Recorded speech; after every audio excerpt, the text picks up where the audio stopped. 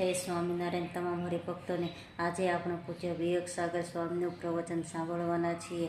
આપણે મહારાજ અને સ્વામીએ જે આદર્શ બતાવ્યો છે તે પર આપણે ચાલીશું તો ક્યારેય આપણે દુઃખી નહીં થઈએ, પરંતુ તેમણે બતાવેલા આદર્શથી વિરુદ્ધ આપણે ચાલીશું તો આપણા જીવનમાં દુઃખ આવશે. આપણે ક્યારેક આપણી મરજી ન સચવાય તો દુઃખી થઈ જતા હોઈએ છીએ, પરંતુ આપણે આપણી મરજી પ્રમાણે નહીં પરંતુ ગુરુ હરિની મરજી પ્રમાણે કરીશું તો આપણે હંમેશા સુખી થઈશું. આપણે તેમણે જે માર્ગ બતાવ્યો છે તેમાં તેમણે કેવું વર્તન કર્યું છે, તેઓ હંમેશા ગમે તે પરિસ્થિતિમાં શાંત જ રહ્યા છે, તે પ્રમાણે આપણે વર્તન કરવાનું છે. તે વિશે સુંદર પ્રવચનનો લાભ આપણે પૂજ્ય વિવેક સાગર સ્વામી આપશે. આવું પાછું નહીં. આજે સરદારગઢનો પ્રસંગ આપણે સાંભળીએ છીએ કે સરદારગઢના હરિભક્તો આવેલા અને કોઈ અમારા ગામમાં પ્રતિષ્ઠામાં સ્વામી પધારજો. યોગી બાપાએ કહ્યું કે અમે આવીશું, પ્રભુ સ્વામી મળી જાજો અને પ્રોગ્રામ ગોઠવાઈ દો. અને એ પ્રમાણે પ્રોગ્રામ ગોઠવાઈ ગયો. ત્યાં થોડો એ વખતે આપણા સંસ્થામાંથી થોડા જુદા પડેલા હતા. આ 1966 વાત છે. અને એને લઈને બધાને એવું હતું કે પક્ષવાળા ત્યાં છે, આપણે જવું સારું નહીં, કંઈક ઉપાધિ થાય આ થાય. અને ત્યાં ગયા સ્વામીએ તો ગવેલ પ્રતિષ્ઠામાં વળતા કોકે મોટર ઉપર પથ્થર નાખ્યા. સ્વામીની નહીં, યોગી બાપા મોટર તો નીકળી ગયેલી, હરિભક્તોની ટ્રસ્ટ ગાડી હતી એના પર પથ્થર પડ્યા. એટલે બધા ગરમ થઈ ગયા, બધા ટ્રસ્ટીઓ બીજા ત્રીજા બધા મોટેરા હરિભક્તો કે આ પ્રોગ્રામ ગોઠવ્યો કોણે? આપણે ખબર જ હતી કે અહીં આવું થવાનું છે, જવાનું જ ના આવે અત્યારે. આ ગોઠવાયું કયું? અને પછી મિટિંગ કરી ત્યાં શાસ્ત્રીમાના ઓરડામાં ગોંડલની અંદર યોગી બાપા બેઠા હતા, પ્રમુખ સ્વામી બેઠેલા અને આ બધા બેઠેલા. અને એ વખતે કહ્યું કે ભાઈ આ કોણે આ પ્રોગ્રામ ગોઠવ્યો? ત્યારે યોગી બાપા કે હું તો કંઈ જાણતો નથી, પ્રમુખ સ્વામી પૂછો, એમણે ગોઠવ્યો છે. હવે સારું, ખરેખર તો યોગી બાપાએ જ ગોઠવેલો હતો પ્રોગ્રામ. પ્રમુખ સ્વામી પણ જાણતા હતા, યોગી બાપા પણ જાણતા હતા કે મેં ગોઠવ્યો છે. અને એમને પ્રમુખ સ્વામી પણ ઠપકારી દીધું બારોબાર. તો પ્રમુખ સ્વામી કહે હા મારી ભૂલ થઈ ગઈ. બધાને કહ્યું કે મારે ક્યાં હાલમાં રહ્યું નહીં અને આ પ્રમાણે આવું થઈ ગયું, હવે હું ધ્યાનમાં રાખીશ. અને એ વખતે બધા એમને ધમકાવ્યા કે તમારે સમજવું જોઈએ ને, તમે સંસ્થાના પ્રમુખ છો, યોગી બાપા જેવા આપણે મોટું ધન કહેવાય, આપણી મૂડી કહેવાય, અને એને આવી રીતે લઈ જવાતું છે આમ તેમ. સ્વામીને ધમકાવ્યા, સ્વામી તો સાંભળી લીધું. પણ પછી કહ્યું કે સ્વામી સાચું તો યોગી બાપાએ ગોઠવ્યું, તો તમે કેમ બોલ્યા ને? એવું કે આપણા ગુરુ કહેવાય ને, આપણા ગુરુને વિશે નિર્દોષ ભાવે જે કરે બધું બરાબર જ હોય, એમ જ આપણે સમજવાનું. તો આ ભક્તિ બહુ અઘરી પડે. આપણા જેવો કહી દે ભાઈ જો તમે તો મને કહો છો બાપા મારી ઉપર નાખો છો, ફટ લઈને આપણે ત્યાં બોલી જઈએ. પણ આ સાંભળી રહે. અને પાછું દિવ્ય ભાવ એવો ને એવો જરા પણ આગું પાછું નહીં. જે કરે એ બધામાં દિવ્ય ભાવ. આ સમજણ બહુ અઘરી છે, બહુ કઠણ. હવે 1970માં એક બાપા આફ્રિકા ગયા અને એ વખતે બધું શું થયું કે ફરીથી પાછું એમને જવાનું હતું નહીં. અને બધા જાણતા હતા કે આ સ્વામીનો આ છેલ્લો પ્રવાસ છે. એટલે એ વખતે બધા પલંગ પછી બધા વાસણો અને આ તેને બધું હતું ને કે હવે આપણે મોકલી દઈએ ત્યાં દેશની અંદર. સ્વામી પણ કહ્યું આ બધું અમારા ત્યાં મોકલજો, વાટકાન થાળીઓ બહુ ફાઇન હતું, આમ જાડા ફર્સ્ટ ક્લાસ સ્ટીલના બધા તેના કોથળા ભરીને બધા મોકલ્યા. અને ત્યાંથી સ્વામીએ ગોઠવેલું કે 5 મંદિરો છે આપણા, દરેક મંદિરમાં એક કોથળો આપણે વાસણોનો મોટો હતો એ આપી દેવો. એવી રીતે ગોઠવણી પર વાસણો આવી ગયા. અને સ્વામી સારંગપુરમાં હતા યોગી બાપા, અને એ વખતે સારંગપુરના વાસણો છે ને આવેલા, ગોંડલ પહોંચી ગયેલા, પણ સારંગપુરના આવેલા અને એમના પલંગ નીચે એમણે મૂકી રાખેલા યોગી બાપાએ. અને હર્ષદ ચાવડા છે ને આપણા, હર્ષદ ચાવડાને સ્વામીએ બોલાવ્યા યોગી બાપાએ કે હર્ષદ કોઈ જુએ નહીં, કોઈ જાણે નહીં, એ પ્રમાણે આ કોથળો તું ગોંડલ ભેગો કરી દે. સારંગપુરનો આ કોથળો છે તું લઈને ગોંડલ પહોંચી જ જા, ત્યારે કોઈ જરા જોજે પણ હોય નહીં. અને હર્ષદ લઈને ઉપડ્યો અને સામે જ પ્રમુખ સ્વામી મળ્યા. ત્યારે રસ્તા અને લાય હર્ષદ શું લઈ જાય છે? હવે સારું એને પ્રમુખ સ્વામી માટે પણ એ તો ખરું જ, પ્રમુખ યોગી બાપા તો ગુરુ જ, પણ પ્રમુખ સ્વામી સાથે પથ્થરોના બીજા પથ્થર તો નતો કરતો એ વખત, પણ બીજા બધા કામકાજોની અંદર એને સ્વામી સાથેનો પ્રસંગ તો ખરો જ. એટલે સારું ના તો કહેવાય નહીં એ કે આ યોગી બાપાએ આવી રીતનું કહ્યું છે અને મુલ્લા કોથળો લઈને ગોંડલ જવાનું કહી દીધું છે કે ચાલ જોજે પાછો બીજા કોઈ સંતો જોઈ ના જાય ને એ પ્રમાણે આપણે પાછળથી જા અને ત્યાંથી એમ જતો રહેજે. હવે તો ત્યાંના મુખ્ય કહેવાય સારંગપુરના પ્રમુખ સ્વામી અને સંસ્થાના પ્રમુખ, પણ એમને રસ્તો બતાવી દીધો કે લઈ જા. શંકા ના થાય કે બાપા બાર કેટલા મોટા વાસણ ધકેલી દીધા તે આગળ, એવી શંકા નહીં. આવું આપણે વાતો સાંભળીએ છીએ, પણ આવા પ્રસંગોમાં આ સાંભળવાથી મને ઉભા રહી જાય કે આવું કેવું કરતા હતા. પણ એમને ધન્ય કહેવાય ને કે આપણે વિચાર કરીએ પ્રમુખ સ્વામીને કે ગુરુ ભક્તિ કેવી કહેવાય કે ગુરુ જેવું જે કરે તે સારું કરે. કીર્તન તો બહુ પ્રેમથી ગયા હાર્મોનિયમ તબલા સહિત એવું કે જે કરે તે સારું કરે એવો નિશ્ચય જેને થશે એવું બોલીએ તો ખરા, પણ આવા પ્રસંગો સાંભળીએ ત્યારે એમાં દિવ્યતા રહે ત્યારે એ ખરી ભક્તિ કહેવાય. એટલે મનનો સત્સંગ બહુ જોદો છે. મને કરીને આપણે એને નિર્દોષ સમજવા એ તો બહુ ઊંચી કક્ષાની આ ભક્તિ કહેવાય. એટલે એ વાત આવી. મન કર્મ એટલે કરવું. ઘણા બધા છે ને કે વાતો કરે બધું કરે પણ કરે નહીં. તો જો કરી બતાવ્યું ભગતજી મહારાજે કે એમણે જે હવેલીની સેવામાં જેમ કહેવાય છે ને સ્વામીની જેમ જીવ પડે એમ બે વળ્યો. બધામાં કોઈ જગ્યાએ ના નહીં, યસ જ. કોઈ પણ જગ્યાએ ના ન પાડે. ચાલ બસો સાવણા પેલા શું કહેવાય ટોપલા ને કોદાળા લઈ આવો 500. હવે કંઈ મંદિરમાં હતું નહીં, પણ છતાં હા પાડી દે અને કામ તરત કરે. એટલે એ પ્રમાણે એમણે આ બધું હવેલીની બધી પ્રકારની સેવા, પાયા ખોદવાની, એથી ધોઈને અંદર ભરવાની, ત્યાર પછી આ પ્રમાણે જે ચૂનો કચરવાનો અને એને વળી પાછું કોડાની ભઠ્ઠી કરવાની, આ બધી જે હતી ભયંકર બધી સેવા હતી, પણ કરી બતાવી એમણે. કોઈ સેવા એમણે ના પાડી નહીં અને વ્યવસ્થિત રીતે કરી બતાવી. માથે પડી છે ઠીક છે ને તો સ્વામીએ વળગાડ્યું ને એવી રીતે નહીં, પણ અતિ દિવ્ય ભાવ અને પ્રેમ ભાવથી એમણે સેવા કરી. ત્યારે એ કરવાનું હોય અને એમાં આ ભક્તિ ભાવ પણ પાછો પડે. અને આજે આપણે કચરો વાળતા હોઈએ અને કોઈ પૂછે શું છે, આ તો કોઠારે વળગાડ્યું એટલે કરીએ છીએ મારો ભાઈ, તો પછી આનો કોઈ અર્થ રહેતો નથી. પણ પોતાના ભાગ્ય માનીને બહુ સારામાં સારી રીતે વ્યવસ્થિત રીતે એમણે એ બધી સેવા કરી. એ વ્યવસ્થિત રીતે સેવા પાછી કરવાની, વેઠ ઉતારવાની નહીં, મન કર્મ એવી રીતની વાત.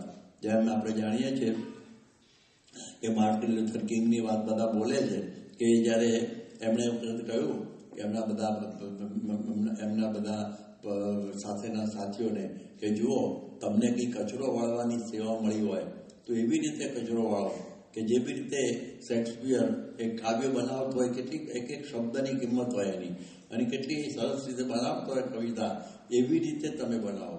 પછી કહે છે કે જેમ માઇકલ એન્જલો જેમ શિલ્પ બનાવતો હોય અને એમાં કેટલી એની એકાગ્રતા અને ચોકસાઈ હોય, આગું પાછું ન થાય, એવી રીતે તમે મન દઈને ચોકસાઈથી આ તમારો કચરો વાળવાનો કરો. પછી કેવી રીતે તમે જેમ બિથોવન છે એ સંગીતની મહારાગણી બનાવતો હોય અને એમાં લીન થઈ ગયો હોય, એવી પ્રકારે તમે કાર્યની અંદર સંલગ્ન થઈ જાઓ અને એ રીતે આ તમે કાર્ય કરો. તો આવું અમારું કાર્ય જોવા માટે ઉપર દેવદૂતો આમ ઉપરથી તમારું દર્શન કરશે અને આમ ઉભા રહી જશે ઉપર ઉડતા દેવદૂતો, કોણ છે શેરીની અંદર કચરો વાળે છે, આટલી રીતે એકાગ્ર થઈને એવી રીતે કામ કરો.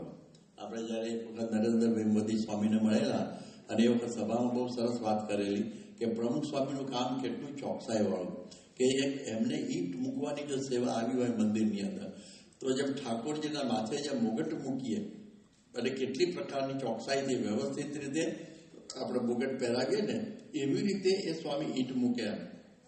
એટલે એક કામ એમને જે કંઈ કરતા હોય ચોકસાઈથી કરતા હોય.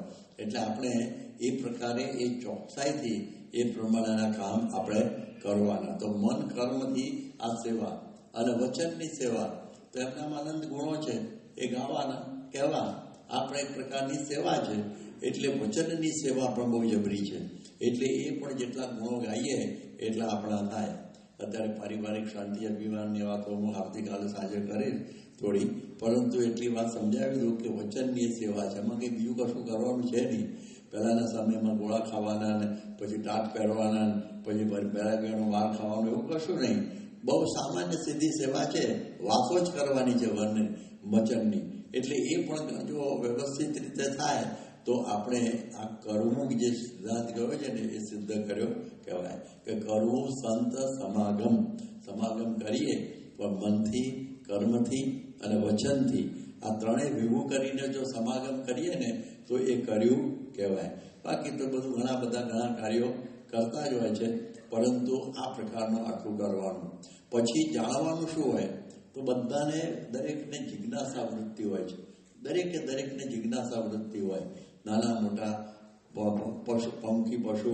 પછી આ તમે જુઓ ને બધાને જેમ ગામમાં ઝઘડો થયો હોય ને ત્યારે લોકો બધા ભેગા થઈ જાય, શું થયું ભાઈ, શું થઈ ગયું, 100-200 માણસો સહેજે ભેગા થઈ જાય. તમને નવી લાગશે એ વખત ગામના કૂતરા પણ આગળ આવી બેસી જાય કે હું જામ્યું છું, મોડું વિરોધ કરે, આગળ આવે અને આગળ ગોઠવાઈ જાય. એને ખબર, એને જાણવાની ઈચ્છા રહે કે હવે શું થશે, મારામારી થશે, શું થશે, ઝઘડો થયો હતો. તો દરેકને જિજ્ઞાસા વૃત્તિ હોય કે ફલાણાની દીકરી કેમ પાછી આવી, ફલાણો છોકરો કેમ આવો થયો. હવે આ બધા ગામ ગપટા મારા બધા ચોરા બધા એ જ બેઠા હોય, બધા આખા બધા ઘરડા લોકો બેઠા હોય ને, એના અત્યારે નામ સિનિયર સિટીઝન છે જોકે, પણ એ બધા કાર્ય તો આ જ કરતા હોય છે. એટલે એ દૃષ્ટિથી આ પ્રમાણે આ બધી પ્રવૃત્તિઓ બધી જાણવાની ઈચ્છા, એ બધું જુદું ખૂબ બધું જાણતા હોય. પણ આ જાણવાનું શું, તો અહીં યોગી બાપા કહે છે જળ ચૈતન્યનો વિવેક. બસ આટલું જ જાણવાનું છે, જળ ચૈતન્યનો વિવેક. આ દેહ જળ છે ને અંદર રહેલો આત્મા ચૈતન્ય છે. જો આ વ્યક્તિ પાક્કી સમજાઈ જાય તો પછી ઘણા બધા પ્રશ્નો સોલ્વ થઈ જાય, 90% કામ. એટલા માટે આ દેહથી આત્મા જુદો છે, આટલું નાનો પહેલો પાઠ સત્ય વધે જેવો છે. એ જો બરાબર ફિટ બેસી જાય ને તો ઘણા બધા પ્રશ્નો છે ને સત્સંગની અંદર આપણા બધા હલ થઈ જાય. આ ગુણાતીત જ્ઞાનનો પહેલો એકલાનો પાઠ આ છે કે આ દેહ તે હું નહીં. આ ગુણાતીત સાહેબ પહેલી વાતમાં છે, પહેલા પ્રકરણની છેલ્લી વાત શું કહી છે, કથા કરે, કીર્તન કરે, વાતો કરે, બધું એ કરે, પણ આ બધું કરીને આ દેહ તે હું નહીં. આ જો ન સમજ્યું તો પછી કથા એ નકામી, કીર્તન એ નકામું, વાતો બધું નકામું થઈ જાય. આ પ્રમાણે મને આજે કથાનો વારો આવતો, મને કરવા ના દીધી, મારું કીર્તન મારે ગાવા ના દીધું, હવે હું કરવાનું? આ કથા કીર્તન વાતો આ બધું કરે પણ દેહ ભાવ સાથે થતું હોય. દેહ ભાવ છોડીને થાય ને તો જ એ ખરેખરું કહેવાય, તો જાણ્યું કહેવાય. જે કંઈક ઝઘડા છે, મારામારી છે, તોફાન છે, સત્સંગમાં અશાંતિ છે, એ બધી દેહ ભાવને લઈને છે. મને બોલાવ્યો નહીં, મને બેહાડ્યો નહીં. આ મહંત સ્વામી કહે છે ને કે તમને પહેલી લાઈનમાં બેઠા, ચોથી લાઈનમાં બેસવાનું કહે તો એ વખતે આ તૈયારી જોઈએ આ પ્રમાણે. એટલે એ ચોથી લાઈનમાં બેસવાનું થાય તો વગર પ્લાસ્ટિક સર્જરી મોઢું બગડી જાય. એટલે પહેલાંથી કેવું તો બધા બેઠા હતા ને વચ્ચેથી ઊભો કરીને મને પાછળ બેહાડ્યો. હા, કારણ બહુ મોટા માણસ આવી ગયા હોય, આવું કંઈ કરવું પડે ભાઈ પહેલી લાઈનવાળાને કે બધા મોટા માણસ આવ્યા હોય તો પછી જરા તમારે પાછળ બેસવાનું કોઈ કામ કરે તો પછી બદલાવવું જોઈએ નહીં મન, પણ આપણું આખું પેલું છે ને એ બદલાઈ જાય કે મને કેમ ઉઠાડ્યો. તો આ દેહ ભાવ અને એને લઈને આ બધી ધમાલો બધી ઊભી થાય છે. એટલે આવા પ્રસંગો તો બન્યા જ કરવાના એક જગ્યાએ. એટલે સુખ દુઃખના, માન અપમાનના, જય પરાજયના, પછી આવા પ્રકારના જુદી જાતના બંધવો કે છે ને એ જીવનમાં આવ્યા જ કરવાના. અને એવા સમયમાં આ જ્ઞાન હોય તો આપણને કોઈ દિવસે તકલીફ ઊભી થાય નહીં કે મને કેમ ઉઠાડ્યો, કેમ બેહાડ્યો. પરોબેને 3 દાડા સુધી કોઈ ભાવના પૂછ્યો ગઢપુરમાં તો કે ઘેર વૈયા ના ગયા કે બસ જે ભગવાનની મરજી. બાકી તો અહીંયા આગળ જ્યારે આપણે ભગવાન સ્વામિનારાયણ 20 શતાબ્દી મહોત્સવ ઊભો કર્યો હતો ને એ વખતે એક સુરત બાજુના એક નવા હરિભગત જ જતા હતો અને એને કહેલું કે તમે આવો આ સમયે, કે મને નહીં ફાવે. ના તમે આવો ને આવો, બધી વ્યવસ્થા જે સંત હતા ને એને કે અમે સાચવી લઈશું અને તમે આવો. એ કે અમારે ટાઈમે પછી ચા પીવા જોઈએ છે, જમવાનું ટાઈમ ના બધું, એટલે કે બધું થશે, આવો તો તમે. અને પછી એ હરિભગત હતા, આમ આગળ પડતા આપણા મોવડી કહેવાય પણ કે દેહ ભાવ સ્વતાની જો વાત કરું તો. અને પછી આવ્યા અને કહ્યું છે 37 દિવસનો કાર્યક્રમ છે, તમારે કે બીજું કશું કામ નથી તો તમે 10-15 દિવસ તો રોકાજો. કે ભલે જાઓ આવીએ. અને પહેલાં એ સવારનો પણ એમને નાસ્તો બરોબર, ચા પાણી કરાવી દીધું ફર્સ્ટ ક્લાસ રીતે, બપોરનું જમવાનું પણ બરોબર થઈ ગયું. સાંજનો જે 2-2:30 વાગે લોકોને ચાલુ હોય, 3:30 જેવું ના હોય, 2:30 વાગે પાછા ચા પીવે. હવે એ વખતે એને ખબર હતી કે ચા આપવાનો. હવે આપણે નગર છે આ છોકરા વિદ્યા સામે, હવે પહેલો સમય આપણો નવો અને બધું આમ તો હતું ખરું, પણ તપેલી ને ચા ને બધું ગોધવાનું હોય ને બધું ઘણી વખત એટલે હરખું કરતાં હતું તો ખરું બધું ત્યાં જ. પણ એ કરતાં લગભગ 15-20 મિનિટ મોડું થઈ ગયું, 2:30 બદલે 3 જેવું થઈ ગયું. અને પછી લઈને આવ્યા ચાની કપ ને બધું. તો પેલા હરિભક્ત બોર્ડર બેસી સુરત પહોંચી ગયા, જતા રહ્યા. અડધો કલાક મોડું પડ્યો અને એ ખમી શક્યા નહીં. આ બે ભાવને લઈને ઘણી વખત આપણે આ સત્સંગ સમાગમ એ પણ ના થાય. આપણી સગવડો સાચવવા ગયા હોઈએ તો બધું ના થાય. ગુણાધન સ્વામી વાત કરતા હતા ને કે કેરિયા ગયા અને ત્યાંના પટેલ હતા, ભગુ પટેલ. એમણે કહ્યું, ભગુ પટેલ હવે ચાલો જ તમે અમારા ભેગા 15 દાડા જરા સમાગમ કરવા આવો. કે સ્વામી મને ન ફાવે, મને બધું મારા તો બધું જોઈએ, બધું જરા ગરમ પાણી આ દે ને તમારી ભેગું કંઈ ક્યાં હોય. સ્વામી પછી ભગત રત્ના ભગત આ ભગુ પટેલ તમારે રોજ કડાયામાં ગરમ પાણી કરી નાવા દઈ દઉં. એ સ્વામી કરી જ દઈશ, વાંધવાની ચિંતા નહીં. કે જો હવે કંઈ પ્રશ્ન પછી કે મારા સ્વામી વાંધો ને પણ નહીં ફાવે બહુ, મને નહીં બધું ગોઠવાય બધું. અને મારા પાસે ગરમ રોટલી ને એવું બધું જરા આવ્યું છે. તો બાળબંધુ સ્વામી એમની સાથે સેવક હતા કે હવે તમે આ બધું આટલી બધું ભેગું ફેરવો છે ને બધું ઓડિસો બધું, તો બસ હવે આ પ્રમાણે તમે એમને રોજ રોટલી ગરમ આપી દેજો. હા સ્વામી આપી દઈશ, ગરમ રોટલી સીધી આપી દઈશ. કે હવે ભગુ પટેલ એ કે બસ હવે સ્વામી રાધો ને નહીં ભાવ જાવ ને માથા હા આવડે. અને પછી સ્વામી ફરતા ફરતા એમ રાત આવ્યા અહીંયા આગળ જ. અને ત્યાં તો 15-20 દિવસ થઈ ગયા પછી ત્યાં ભગુ પટેલ એ મળ્યા. દાડા વધી ગયેલા, કપડાં પહેલા થઈ ગયા, ના થઈ ગયેલા અને આમ ઓળખાય ને એવા થઈ ગયા. કે ભગુ પટેલ અહીં ક્યાંથી, શું થયું? કે સ્વામી આ સાબરમતી જેલમાંથી છૂટીને આવ્યો છું. એવું કેવું? કે સ્વામી એવું બન્યું એવું કે મારો ચાકર હતો એ કંઈક ચોરી કરી આવ્યો છે અને મારા ઘરમાં જ માલ રાખ્યો, પછી લઈ જવાનો છે એને. અને ત્યાં પોલીસ આવી ગઈ એ દરમિયાન અને એને પકડ્યો અને હું ત્યાં જ હતો. અને આ પ્રમાણે મારા ઘરમાંથી મળ્યું એટલે મને પકડે ને, એટલે મને પકડી લાવ્યા અને જેલમાં નાખ્યો મને. અને 15 દાડા પછી નિર્દોષ કે મારો કંઈ હતો ને વાંકે એટલે છોડ્યો. તો સ્વામી કહ્યું, 15 દાડા રહ્યા, ગરમ પાણીની કેવી વ્યવસ્થા હતી? અરે સ્વામી ગરમ પાણી, આ સેવા મરી ગયો, હેરાન થઈ ગયો, આને તકલીફ થઈ ગઈ. ખાવાની ગરમ રોટલીની કેવી વ્યવસ્થા હતી? કઈ શું ગરમ રોટલી હોય? તો હેરાન થઈ ગયા. તો ત્યારે સ્વામી કે એટલા માટે અમને તમને કહેતા હતા કે 15 દિવસ અમારી ભેગા હાલો, કારણ કે જો ચોરી તો પેલો કરવાનો હતો, પકડાવાનો હતો, પણ તમે ત્યાં હાજર ના હોત ને તો તમને કંઈ ના થાય કે પોતે હાજર જ નહોતા એ વખતે અને અમારો લાભ એમ મળે. પણ કે સ્વામી આ દેહાભિમાનને લઈને આવું થયું. તો ઘણી વખતે આપણે આ દેહ ભાવને લઈને આપણને આવી પ્રકારની સગવડો મળે નહીં તો આપણે એકદમ દુઃખી થઈ જઈએ, હેરાન થઈ જઈએ કે આ ક્યાં સમાગમમાં આવી ગયો. તો આવા પ્રસંગની અંદર આવો જો દેહ ભાવથી રહિત થઈને આપણે જો સત્સંગ કરતા હોઈએ તો કોઈ તકલીફ જેવું અહીં પડે જ નહીં. એવી રીતે સમજવું, કોઈ બોલી જાય, કરી જાય, આ તે થાય તે થાય. હવે અમારા પૂજાભાઈ મૂળ ધર્મના અને આફ્રિકામાં રહેતા અને ત્યાંથી પછી રિટાયર થઈને પાછા આવેલા અને સેવા કઈ વખત ત્યાં તો આપણે તે પહોંચો ફાડવાની બીજે ત્રીજે ત્યાં તો કોણ આપવાનો તો પૈસા ના દે.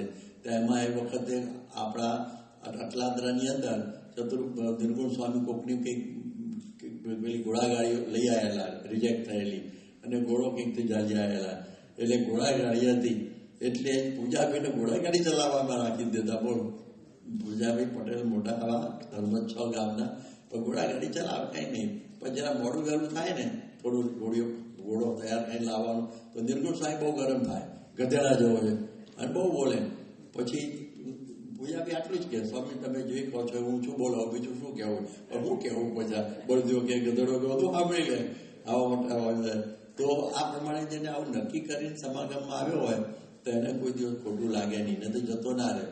કેટલાનો સત્સંગ કરાવ્યો એમને વાસણા બધા ગામોમાં જઈને, તો એવા પૂજાભાઈ હતા. તો કહેવાનો અર્થ એ છે કે આ પ્રમાણે આવી રીતે દેહ ભાવથી છૂટા રહિત થઈ અને જો સત્સંગ કરીએ ને તો પછી આપણને સત્સંગનું સુખ આવે, આનંદ આવે. નહીં તો કંઈ ને કંઈ તકલીફો ઊભી થાય અને એ તો દેહાભિમાનનું ખંડન થવાનું હોય. એ પછી કીડી શક્યો કે પૂર્ણાનંદ હોય કે પછી બધાને મહારાજ હલાવવાના સાંભળો કે તમે માનની મૂર્તિ છો, આ છો, તે છો. ઈર્ષા આવી જાય. દેહ ભાવના બધા સંતાનો છે, બધા કામ ને ક્રોધ ને લોભ ને મોહ ને આશા તૃષ્ણા ને ઈર્ષા ને અહંકાર બધા દેહ ભાવને જ વળગેલા છે. એટલે મૂળ દેહ ભાવ છૂટવો જોઈએ, બહુ અઘરો છે. એટલે જાણવું આટલું જ છે. 1986ની અંદર આપણા બધા સંતો આપણું જે ગાંધીનગરનું અક્ષરધામ બનાવવાનું હતું અને એમાં બધી જે રચનાઓ કરવાની હતી એમાં આધુનિક ઉપકરણો બધી એનાથી સજ્જ બનાવવાની બધાને એવી ઈચ્છા, એવું સરસ મજાનું અક્ષરધામ આપણે બનાવવું અને એનો અભ્યાસ કરવા માટે મહંત સ્વામીની આગેવાની નીચે આપણા બધા સંતો 13 દેશોની અંદર એ બધા ફરી આવેલા અને ત્યાં બધી ટેકનોલોજી બધી ખૂબ જોઈ. અને પછી પ્રમુખ સ્વામી મહારાજ બોચાસણમાં હતા અને બધા ત્યાં આવ્યા અને પછી એમને સ્વામીને બધી સમજાવ્યું કે આવી આવી ટેકનોલોજી આ બધી દુનિયામાં છે, એમાંથી આપણને જેટલી પોસાશે એટલી આપણે આપણા બજેટ પ્રમાણે આમાં ઉપયોગમાં લઈશું અક્ષરધામની અંદર.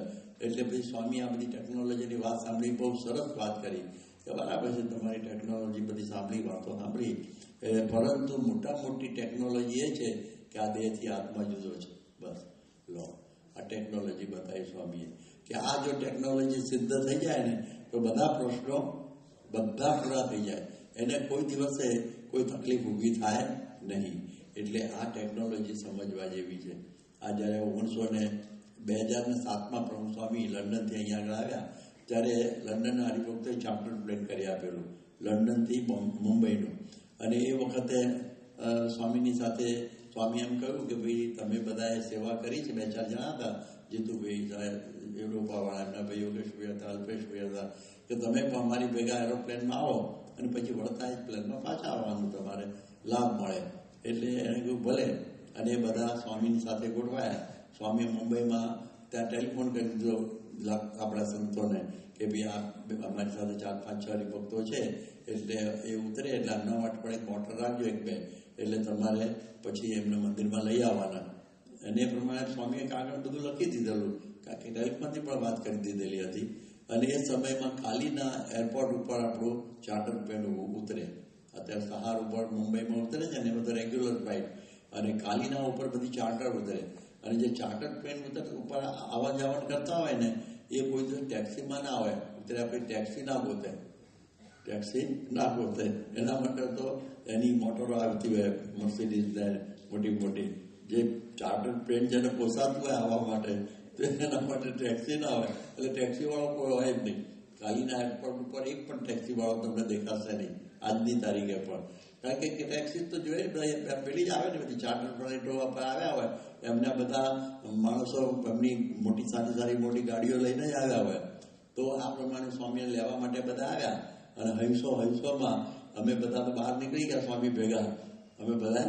અને એ વખતે સ્વામીનું તો પેલું શું કહેવાય કસ્ટમ બધું ઝડપથી પતી જાય અંદર જ. પણ આ લોકો હરિભક્તોનું તો જરા વાર લાગે ને, એમના રેગ્યુલર રીતે થતું એ રીતે કરાવે ને. એટલે અમે તો બહાર નીકળી ગયા અને ઉપડી ગયા, અને બધા સંતો બધા ઉપડી ગયા કે ગાડી લઈ નહીં. અને પેલા બિચારા 15-અડધો કલાક બધું કઢાઈને બહાર આવ્યા તો ગાડી કશું ના મળે, ટેક્સી ના મળે. શું કરીશું? અને પછી તો થોડું ચાલ્યા હશે, થોડું 5 કિલોમીટર 1 કલાક જેટલું બધું ઉપાડીને એમનો સામાન, અને ત્યાં ટેક્સી મળી ગઈ. અને પછી એ આવ્યા. આ બધું સ્વામી નહીં લીધું, રૂપિયા કરી લીધેલી અને બેઠા હતા. સ્વામીએ પૂછ્યું બધાને કે ભાઈ આપણે જીતુભાઈને લોકોને નવા ધોવાની વ્યવસ્થા બધી થઈ ગઈ, આવી ગયા કે મળવાના આપણે? તો એકબીજાને મળવા આવ્યા. હા જીતુભાઈ ત્યાં તું નહોતો બોલ્યો, મેં કહેલું તને. મને પછી પેલા સ્વામી સમજ્યા. સ્વામી તો બહુ ચક્કોર પ્રમ સાહેબ સમજી ગયા, મારી લોચો આ લોકો ભેગા થઈને. સ્વામી કે એ લોકોએ આપણને આટલું ચાર્ટર પ્લેન કરી આપ્યું અને તમે એક ગાડી ના રાખી શકે ત્યાં આગળ? આવી સ્વામી ધમકાવતા હતા. ત્યાં આવી ગયા પેલા બધા આવી ગયા ટેક્સીની અંદર. અને સ્વામી એકદમ ગળગળા થઈ ગયા. સ્વામી કહે જો ભાઈ આ તો અમારી ભૂલ થઈ ગઈ. સ્વામી પેલા લોકોને હવે ના પોતા ઉપર લઈ લીધું, આ અમારી ભૂલ થઈ ગઈ અને આ પ્રમાણે તમને આવી રીતે તકલીફ પડી, આ થઈ તે થઈ. એ વખતે એ લોકોએ જે વાત કરીને સમજવા જેવી હવે તો એ બધા બોલે સ્વામી તમે જરા પણ દુઃખ પામો નહીં, અમે તો તમારા જમુરિયા છીએ અને અમે જાણીએ છીએ તમે અમારે ત્યાં આવે ને તો અમારે ત્યાં આવું થાય. કારણ કે ધમાલમાં ઉત્સાહ અને પ્રેમ હોય ને બધાને, એટલે ખ્યાલ ન રહે, અમને પણ ન રહ્યો હોય. એટલે આ બધાને ન રહ્યો હોય એમાં દુઃખ પામવાની જરૂર નથી. એમને જરા પણ તમે ધમકાવતા પણ નહીં, સમજી ગયેલા એ બધા પણ. અને એમને તો કોઈ ખોટું લાગ્યું નથી. સ્વામી ફરી ગળગળા થઈ ગયા અને બોલ્યા કે જો બધા મારા હરિભક્તો અને સંતોની આવી સમજ હોય ને તો મને નિરાંતે ઊંઘ આવી જાય, મને કોઈ ચિંતા રહે નહીં. તો જો આ સમજણવાળા જે હરિભક્તો હતા ને તો આ થયું. નથી કે અમે આટલા પૈસા ખર્ચીને તમને બેહાડ્યા અને આ ધ્યાન નથી રાખતા, ગાડી નહીં રાખી અને એમને મમ્મા કુટાતા થતા આવવું પડ્યું થાય ને. સાહજિક થઈ જાય ભગવદન આપણું, પણ આ ન થયું, કારણ કે આ દેહથી આત્મા જુદો છે ને સાંભળીને ફિટ કરેલું એટલે એ અંતરમાં ઉતારેલું. તો આ પ્રકારે સમયે કામ આવે. આ સમજણ એવી છે ને, સમય ઉપર કામ આવે. એટલે રોજ સાંભળવાની, આપણે રોજ સાંભળવા એની જ વાત હોય છે, પણ ગમે ત્યારે પણ આપણને કામમાં આવી જ જાય. એટલે કથા વાર્તાનો પ્રસંગ જેને હોય ને એ સત્સંગમાં ટકી જ જાય, એને કોઈ દિવસ વાંધો ના આવે. એ આ ફાયદો કે આ બધી વાતો સાંભળી આવ્યું તેવો પ્રસંગ જીવનમાં આપણે બને જ. એટલે જાણવું શું કે જળ ચૈતન્યનો વિવેક, મૂકવું શું પંચ વિષય દેહાભિમાનના ઓળો પક્ષ. આપણે બધા જાણીએ છીએ પંચ વિષય શબ્દ, સ્પર્શ, રૂપ, રસ અને ગંધ, એ બધામાંથી દુઃખ થયું છે બધાને. શબ્દની અંદરથી શબ્દે માર્યા મરી ગયા અને શબ્દે છોડ્યા રહ્યા, જેને શબ્દ વિચારીએ તેના સરિયા કાજ. એમાં મુશ્કેલીઓ થાય છે. રામાયણ મહાભારત પણ આ શબ્દોમાંથી જ થયેલા છે ને, એટલે એ શબ્દો એ સમજવાય. એટલે સારા સારા શબ્દો, સારું સાંભળવું અને બધું એમાંથી પડતું. શબ્દ સ્પર્શ આપણા વખાણ સાંભળવા એમાં બધાને બહુ મજા આવે. એ પણ એક વિષય જ છે ને. એટલે જરાસંધને છે ને બહુ જ કેપ હતો એનો શોખ. પોતાની સાથે બધા માણસો રાખતા, બધા વાહ કરનારા, વાહ મંડળ ભેગું ફેરવે. એટલે એવી પ્રકારના ગળા હોય છે. એટલે શબ્દ સ્પર્શ એમાંથી પણ ભરતજી જેવાને બંધન થયું, એટલે એમાંથી પણ બચવા જેવું. શબ્દ સ્પર્શ રૂપ એમાંથી પણ તમે જો વિશ્વામિત્ર, સૌગરી, પરાશર એ બધાને એમાંથી જ પતન થયું છે. શબ્દ સ્પર્શ રૂપ રસ એકલ શૃંગીના રસમાંથી આખું બધું ધમાલ ઊભી થઈ ગઈ. અને ગંધની અંદરથી જેમ અજામિળ જેવો બ્રાહ્મણ વેશ્યાના અંબોડાનું પડેલું ફૂલ સૂંઘ્યું અને એમાંથી વૃત્તિ આખી બદલાઈ ગઈ. અને બ્રાહ્મણ હતો એમાંથી ક્યાંનો ક્યાં ડેન્જર થઈ ગયો. તો શબ્દ સ્પર્શ રૂપ રસ અને ગંધ એ પંચ વિષય મૂકવા જેવા છે. એમાંથી ઘણી પ્રકારની મુશ્કેલીઓ આપણા જીવનની અંદર ઊભી થઈ જાય. એટલે શોખ બધો નકામા છે બધા. જેમ એક વખતે ફ્રાન્સની અંદર બળવો થયો 200 વર્ષ પહેલા શ્રીજી મહારાજનો સમકાલીન, અને એ સમયમાં ફ્રાન્સ છે ને અત્તર માટે બહુ પ્રસિદ્ધ છે, અને રજવાડી અત્તર પાછું જુદું હોય છે, એટલે એ સિવાય બીજા કોઈ વાપરી ના શકે. અને બળવાની અંદર પછી એ લોકોનું ટાર્ગેટ હતું કે રાજા રાણીને એના સગા સંબંધી બધાને કાપી નાખવા. એટલે ગામની વચ્ચે ગિલોટીન રાખેલું, અને એમાં આવે માથું કપાઈ જાય અને છાબડામાં પડે ગિલોટીન આમ એવી રીતનું. અને બધાને શોધીને મારતા હતા. અને રાજા રાણી ભાગી ગયા, બે એ બંને ભાગી ગયા. અને કોઈ એક વિસરી હતી ને કઈ લોજ, એની અંદર રાત્રે પહોંચી ગયા. અને એ સમગોળા ઉપર ભાગેલા, સાદા કપડામાં પણ ગયેલા ખરા. અને એ વખતે વિસરીવાળાએ જોયું કે આના શરીરમાંથી, કપડામાંથી કંઈ સુગંધ બહુ સરસ આવે. એ જોયું તો સુગંધ તો જે અત્તર હતું ને તો રજવાડી અત્તર જ હતું. આ કે બીજું કોઈ તો બજારમાં મળે જ નહીં. આવી ઉચ્ચ કક્ષાનું વાપરનારા કોણ હશે? ખબર પડી ગઈ કે આ રાજા રાણી છે. અને એને બાતમી આપી દીધી, અને બેના માથા કપાઈ ગયા. ગંધમાં માથું કપાઈ ગયા, જોયું, માથું કપાઈ ગયું. એટલે આવી પરિસ્થિતિ નિર્માણ થઈ જાય છે. માટે એમાંથી બચવા જેવું છે. રૂપ રસ ગંધ અને પંચ વિષય મૂકવા, દેહાભિમાનની બધી વાતો કરીએ. અને અવળો પક્ષ, અવળા પક્ષની અંદર તમે જુઓ કે ભીષ્મ છે, પછી દ્રોણ છે, કર્ણ છે, બધા સારા માણસો હતા, વ્યવસ્થિત હતા. તો પક્ષ દુર્યોધનનો અવળો પક્ષ હતો તો બધા ગયા. હા, આવા બધા હતા, જાણતા હતા, તો પણ અવળા પક્ષની અંદર ખેંચાઈ ગયા. અમારી સાથે 40 સાધુ હતા, અવળા પક્ષની અંદર ખેંચાઈ ગયા ને. અને યોગી બાપાના દીક્ષિત થયેલા ને યોગીજી મહારાજના સમયમાં યોગીજી મહારાજને છોડીને જાય એ તો હદ કહેવાય ને. કેટલું કહેવાય, મગજમાં ના બેસે એવી વાત કહેવાય. પણ અવળો પક્ષ ક્યાં લઈ જાય છે એ આપણને ખબર પડી. તો આવી રીતે એ મૂકવું. પછી કહે છે કે મૂકવું શું પંચ વિષયને, સમજવું શું ભગવાનનું સ્વરૂપ. આપણે બધું કહે છે ને સમજીને ભગવાનનું સ્વરૂપ સમજાઈ ગયું પછી કંઈ સમજવાનું બાકી રહેતું નથી. ઉપનિષદ પણ કહે છે કે એક વિજ્ઞાન એને સર્વમ વિજ્ઞાતમ ભવતી. એકને જાણીએ તો બધું જ જણાઈ જાય, ઓલ ઇન વન. એવું કહ્યું છે ભગવાનનું સ્વરૂપ, એમાં બધું જ આવી જાય. મધ્યના તેરમામાં કહ્યું કે જેવું છે એવું આ સ્વરૂપ પરિપૂર્ણ જ્યારે સમજાઈ જશે ત્યારે પંચ વિષય જીતવામાં સહેજે પ્રયાસ પડશે નહીં, સહેજે જીતી જશે. બોલો, ખાલી સ્વરૂપ જેવું છે એવું. અને આ સમજાય એવું છે દાખલો કે આપણને સોના મોળ આવી હોય અને પછી કોળીમાંથી મૂકી દઈએ, કોળી ઓટોમેટિક મૂકી દઈએ કે આ બેમાંથી પસંદ કરવાનું છે તો આપણે સોનામોર જ લઈ લઈએ ને. કારણ કે જેવું છે એવું સ્વરૂપ સમજાયું છે સોનામોર, કે આમાં તો કેટલીક કોળીઓ આવી જાય. હા, તો જેવું છે એવું સ્વરૂપ સમજાય તો પેલું બીજું છૂટી જાય ને ઓટોમેટિક. પૂરી મૂકી દીધી એણે. એવી રીતે ભગવાનનું જે સ્વરૂપ એનું અનંત સુખ એ જો એક વખત દ્રષ્ટિ પડી ગઈ એની અંદર, પડવી જોઈએ તો પછી આ બધું આગું પણ થઈ જાય. અને એ દ્રષ્ટિ પાડવા માટે, એ સમજવા માટે મધ્ય 13માં પણ કહ્યું કે એ સ્વરૂપને તો તમે પણ દેખો છો, પરંતુ તમારા પરિપૂર્ણ સમજવામાં આવતું નથી. પણ કોઈક સત્પુરુષનો સમાગમ થાય તો એના થકી આ સ્વરૂપ જેવું છે એવું સમજાય. ઝવેરી હોય ને એ જ કે એટલે એ આ જે તું પકડે છે ને, આ જે છે ને આ હીરો છે 1 કરોડનો છે, એટલે આ તો ખાલી કાચનો ટુકડો છે. એમાં અત્યારે સુરતની અંદર સિન્થેટિક બધા આવ્યા છે ને ડાયમંડ, અને પેલા ડાયમંડ ને લોચો પડ્યો છે લોકો. પેલા સાચા હીરા અને બીજા નકલી હીરા આખી બજાર તોડી નાખી છે ને બધું.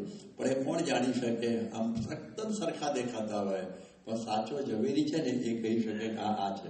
એવી રીતે આપણને ભગવાનનું જેવું છે એવું સ્વરૂપ સમજાવવાના ગુરુ છે. જેમ આપણે કહીએ ને માં છે ને એ બાપને ઓળખાવે, માં છે ને એ એના છોકરાને બાપને ઓળખાવે કે આ મનુષ્ય આ પૃથ્વી પર ઘણા છે, પણ તારો ખરો બાપ તો આ જ છે. માને જ ખબર હોય કે એના થકી થયો હોય. એટલે એવી રીતે ભગવાનનું જેવું છે એવું સ્વરૂપ સંત સમાગમથી ઓળખાય. ધીરે ધીરે આપણે એક દિવસે નથી ઓળખી જતું, પણ ધીરે ધીરે ઓળખાય. જેમ એક વાતમાં આવે છે ને કે એક હીરાવાળો હતો, હીરાનો મોટો વેપારી, એની બેન અને એનો ભાણો હતા, અને એનો બંને બી ધામમાં ગયો. એટલે પછી એને બેનને તું ગુજરાત કેવી રીતે ચલાવીશું? એટલે એને કીધું ભાઈનો પણ બહુ મોટો હીરાનો વેપાર છે, માટે તું છે ને આ જે હીરો છે ને આપણા 2 હીરા આપણા ઘરમાં છે એવું એને ખબર હતી, એ તું લઈને મામાને આપ તો આપણને કંઈક પૈસા આપે એના બદલે, તો આપણો વ્યવહાર ચાલે ને તું પણ ભણ્યા કરે. ત્યારે એ લઈને ગયો. એના મામાએ જોયું કે આ તો કાચના કટકા જ છે, પણ જો માણાને કહીશ ને તો એ મારી બેનને જઈને કહેશે કે મામાએ તો આવું કહ્યું, એટલે એમ સમજશે કે પૈસા પણ આપણાઈ લેવા માટે કાચના કટકા કયા, માટે મારે હવે એમ કરું, શું કરું કે એમ કર તું આ પાછા લઈ જા અને ત્યારે રાખી મૂક, અને આપણે સારું ગ્રાહક આવશે ને ત્યારે જોઈશું. અત્યારે દુકાને બેસતો થઈ જા. શું કે દુકાને બેસતો થઈ જા મારે ત્યાં. અને દુકાને બેઠો ને કોઠા સ્વીચવાળો હતો, હોશિયાર હતો, અને થોડી વારમાં તો 2-3-4 વર્ષમાં તો જબરજસ્ત હીરાનો પાકું થઈ ગયો. આમ ભલભલા હીરા ઓળખી નાખે ફટાફટ, મોતી ઓળખી નાખે કે આ છે તે છે, કે આ મોતીની કિંમત લાખની છે, ફટાક્યું છે, ફટાફટ બધું કરી દે. હવે મામાને થયું કે છોકરો પલોટાઈ ગયો એ ભાણો બરોબર. અને એક વખત એક સારું ગ્રાહક આવ્યું અને કહે ભાઈ અલા એમાં તારા ઘરે પેલા 2 હીરા છે લેતા હોય તો આપણે આમને આપીએ. હા લઈ આવું, બરોબર છે. અને એની બાને કહ્યું કે મને પેલા 2 હીરા આપો. એટલે ભાઈ પછી એને જો રસ્તામાં જોયું તો લો કેટલી કિંમતવાળા છે. ત્યાં જઈને જોયું ના કરતા તો હોશિયાર જ હતો ને, જોયું તો કાચના કટકા જ છે 2, ફેંકી દીધા ઉકરડામાં. મામાએ કહ્યું ભાણા લાવ ચાલા હીરા. અરે હું મામા હીરા, એ તો કાચના કટકા. અરે લાવવા તો જોતા, અરે હું લાવવાના હોય એમાં, ફેંકી દીધા મેં તો પેલામાં. પણ આ જ્ઞાન ક્યારે આવ્યું એને? 2-4 વર્ષ સમાગમ કર્યો એના મામાનો ત્યારે આવ્યું ને. એમ રાતોરાત ના આવે. અમને 50 વર્ષ થયા તો એ નથી આવતું. આ બધું અઘરું લાંબો વાત છે. આટલું જ્ઞાનમાં તારું આટલો જ પાઠ છે, દેહથી આત્મા જુદો. આટલું નાનું જ્ઞાન. હવે આ સ્વરૂપ સમજવાનું. આજે આપણને ભગવાનના સંત મળ્યા છે. અત્યારે મહંત સ્વામી મહારાજ છે, સાક્ષાત મહારાજનું સ્વરૂપ છે. ક્લિક થઈ જાય ને તો ગાડા થઈ જવાય. પેલો હીરો સારો ઓળખાઈ જાય ને તો ગાડા થઈ જવાય, પણ ક્લિક થવા માટે સમય લાગે. એટલા સમજવું. અને છેલ્લું રાખવું શું? બ્રહ્મ થઈને પરબ્રહ્મ. આપણે ઘણી બધી ચીજો રાખીએ છીએ, બધી એન્ટિક જેટલી થાય એનો પૈસા બહુ થાય. એવી રીતે સૌથી જૂના બાજુનું એન્ટિક કોણ છે? ભગવાન. તેને રાખવાની રીત જુદી જુદી હોય છે. આપ જુઓ કે જેમ પાનને સાચવવા હોય તો ફેરવવા પડે, ઘોડું સાચવવું હોય તો ચલાવવું પડે. એવી રીતે આપણે બ્રહ્મને રાખવા હોય તો બ્રહ્મરૂપ થવું પડે. રાખવાની રીત જુદી, એક સરખી રીત ના હોય એની. એની રીત જુદી, પૈસા રાખવાની રીત જુદી, ઘોડું રાખવાની રીત જુદી, પાન સાચવવાની રીત જુદી. એવી રીતે ભગવાનને સાચવવા રાખવા હોય, રાખવું શું? પરબ્રહ્મ. પણ કઈ રીતે? બ્રહ્મરૂપ થઈને. અને બ્રહ્મરૂપ થવા માટે સંતનો સમાગમ. તો એ ફરી પાછું આવ્યું. માસ્ટર કી આવી ગઈ. આ 5 કરવું શું, જાણવું શું, મૂકવું શું, સમજવું શું, રાખવું શું, એમાં માસ્ટર શ્રી આવી શું કહી? સંત સમાગમ. સંત સમાગમથી શું કરવાનું છે સમજાય, સંત સમાગમથી જળ ચેતનનો વિવેક સમજાય, સંત સમાગમથી પંચ વિષયો બધું મુખાય, સંત સમાગમથી ભગવાનનું સ્વરૂપ સમજાય, અને સંત સમાગમથી બ્રહ્મરૂપ થવાય અને પરબ્રહ્મને ભક્તિ કરાય. તો આવો સાચો સંત સમાગમ આપણી છાતી ઉપર પડ્યો છે. આપણા ત્યાં પરંપરામાં આ સંત સમાગમ ચાલ્યો જ આવે છે. બસ આપણે એટલું જો કરીએ, એના સમાગમમાં પડ્યા રહીએ, તો ધીરે ધીરે પડ્યો રહે દરબારમાં, ધક્કા ધણી ના ખાય, કોઈ દી આવે લહેરમાં તો કામ તરત થઈ જાય. એટલે સમાગમ કરતા એક પળ એવી આવી જશે કે આપણને ખબર નહીં પડે અને આ બધું સિદ્ધ થઈ જશે. સ્વામિનારાયણ ભગવાન.